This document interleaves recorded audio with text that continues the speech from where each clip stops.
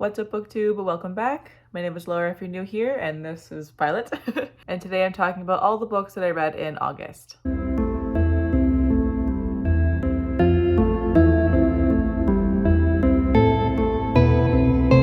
really gonna come over here and be all cute and then only show your ass in the frame? Come on. Let the people see your good face. Okay. I guess we're having books with a side of cat butt today.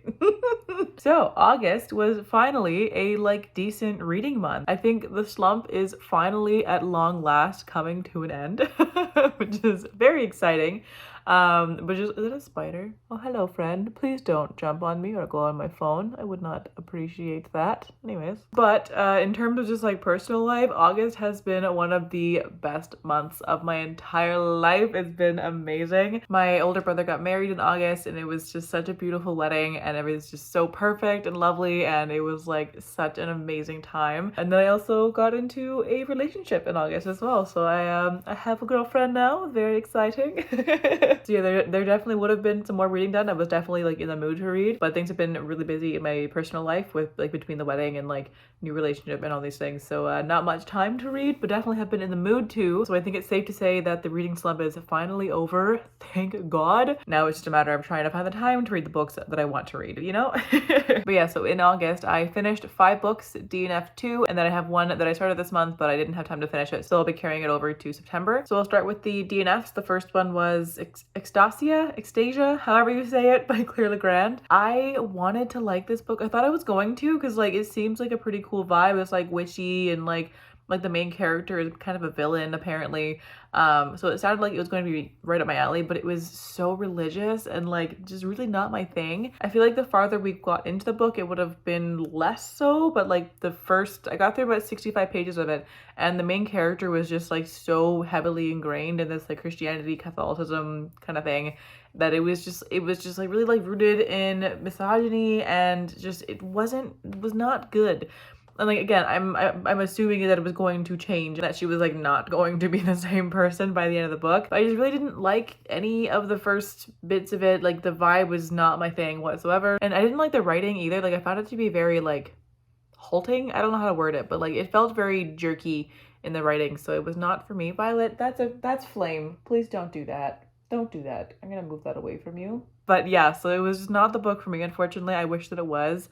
But no such luck there. And then the other one was Crown of Crimson by Karina Halle. This is the second book in the River of Shadows series, which is a Beauty and the Beast retelling, except it takes place in the Finnish underworld and the love interest is the god of death. I loved the first book. It was so much fun. I really, really enjoyed it, but I got through about 30% of the second book and I really did not care about anything that was happening at all. In the first book, one of the downsides for me was that it took until about the halfway point for things to actually start moving. So I thought, in the second book, since we already had to wait 50% of the first book for things to get interesting, I figured we'd carry on the momentum and the interest would continue. But no, it was a very slow start for book 2 as well, and I just didn't care at all. There were things happening and things were interesting, but in terms of the romance, there was really nothing going on, and I wasn't here for where things were going, and it just wasn't for me, unfortunately. So I'm DNFing the series and I'm so sad about it. The first book was so good. And then the book that I'll be carrying on into September is Vesper Teen by Margaret Rogerson.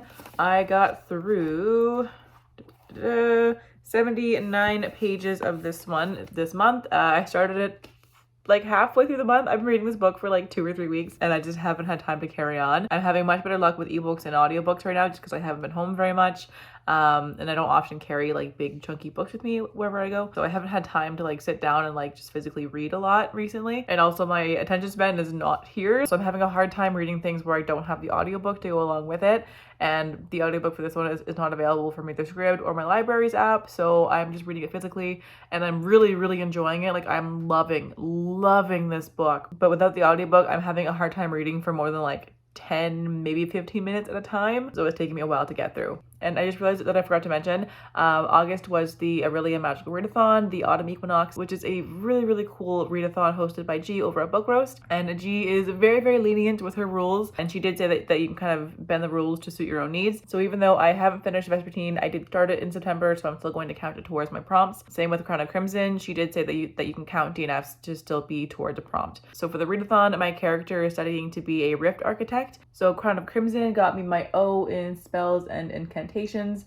And I had to use a color wheel, so I got the color red. And then Vesper Teen was my O in conjuration, where I had to read a book featuring necromancy. The next book that I read was A Prayer for the Crown Shy by Becky Chambers. This is the second book in the Monk and Robot series, which I just adore. I did do a reading vlog recently where I read both of these books, so I will link that for you guys up above. But because I just did that video, I'm not going to go into too much detail over this one. So just real quick, this is a soft, cozy sci-fi series that takes place in a world where robots gain sentience and went off into the wilderness to go and live their own lives without being in service of humans. And then our main character of the series is a traveling tea monk who feels lost and kind of out of place in the world and can't find their purpose. So they go off into the wilderness and meet a robot, and they become friends and go on this journey together. But I just absolutely adore this book. I gave it a full 5 stars. It was just incredible. The first book is definitely better, but this is still phenomenal, and it was just such a good time. I adored this book so much. And this one got me my D in spells and incantations, where I had to annotate a book, and I did indeed, if you can see that, annotate this book. So there we go. Next up, I read the SSR Academy by Lemony Snicket. This is I think the 4th book, I want to say, in the series of unfortunate events. I'm very sad to be DNFing this series, but like I can't do it. This was like such a terrible book. I gave it 1.5 stars. The half star only happened because of the like nostalgia factor to it, and I liked the narrator's kind of like witty commentary throughout a little bit, but I hated everything else about this book. It was terrible. It was just like so ridiculous, and like not the good kind of ridiculous. I know it's a kid's book, so like I was trying to be more lenient for it, but like even for a kid's book, this is just stupid. Also, sorry for the lighting here. It was getting like even sunnier as I sit here and try and film, so pardon all the weird shadows, but I don't want to move, so I'm not going to. But anyways, yeah, I really didn't enjoy this book at all. It was so dumb. I hated everything about it. Plus, I was listening to the audiobook, and the way that the narrator did the voices for like some of the characters in this was just so annoying. They were like high pitched and screechy and like genuinely painful to get through. So there was nothing enjoyable about this book, and I will not be carrying on with the series, unfortunately. I'm so sad. But for the readathon, this one got me my O in Inscription, which was to read a childhood favorite. After that, I read volume 2 of Lore Olympus by Rachel Smythe. This is a really beautifully made graphic novel about a like modern day Hades and Persephone retelling. This isn't my favorite series ever, but like I'm gonna keep reading it because it's really quick to read. I think I liked the first volume better just because I feel like the characters were like more interesting, but I liked the plot better in book 2. So pros and cons of both, but this is just kind of a like middle of the road series for me. It's not my favorite thing ever. I gave this book 3 stars, and I'm pretty sure I also gave book 1 3 stars as well. So like not my favorite, but it's not bad by any means either. And they're stunning. Like the art in here is so beautiful that like I want to read it just for the art basically. But yeah, I really don't have much to say about it. It's just like it's fine, it's good, it exists, you know, that's about it.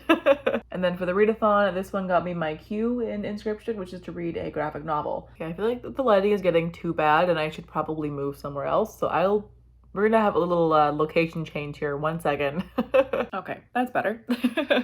All right, so the next book that I read was What Moves the Dead by T. Kingfisher. I have been wanting to read a book by this author for so long. I want to read so many other books, and this one is their newest book, which came out in August, so I read it like pretty much immediately after it came out. I couldn't wait for this one. It just sounded so freaking good. This one is a novella, and it's a retelling of Edgar Allan Poe's The Fall of the House of Usher. So basically, the main character is a like non-binary soldier, and they get a letter from their friend who is also part of the war saying that his sister is dying and that the main character needs to come to the house to say goodbye. So off they go, and very soon learn that things are not good at the House of Usher. I can't really say much more than that without spoiling the book. This is one of those books where you should go in like as blind as possible basically. It was so creepy. This book left me feeling nauseous and like it was so disgusting. Oh my god. So for this book, I knew going into it that it was going to have one of my biggest phobias in it. I have a huge like body horror phobia. I really can't handle it, but I wanted to kind of push my limits a little bit because like the point of horror is to be creeped out. So I wanted to read a book that had a phobia like that in there and like see if I could get through it and just try to embrace the queasy grossness of it all and like really feel the horror elements of it. And it was a little bit too successful for me.